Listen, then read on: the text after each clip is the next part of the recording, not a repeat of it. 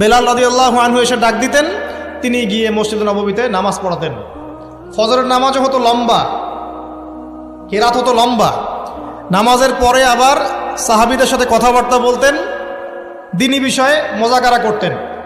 তারপরে ইশরাকের নামাজ পড়তেন, চাশতের নামাজ পড়তেন, পরিবারের দেখাশোনা করতেন, দিন প্রচার করতেন, রুজি রুটির ব্যাপার ছিল। এই সারাদিন যে এতগুলো কাজ তিনি করতেন, একদিনে একটা মানুষ এত কাজ করতে পারে?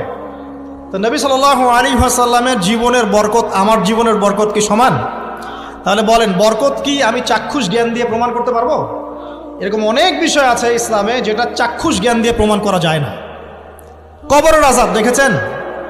কেউ কি প্রমাণ করতে পারবে? আপনি কি ফেরেশতাকে দেখেছেন যারা এখন এখানে ঘিরে রেখেছে জায়গাটা? এই জায়গাটা কি ফেরেশতারা ঘিরে রাখে নাই? আল্লাহ রাসূল কি সেই কথা বলেন নাই? কিন্তু আমরা কি প্রমাণ করতে পারবো এখন? আপনি চাক্ষুষ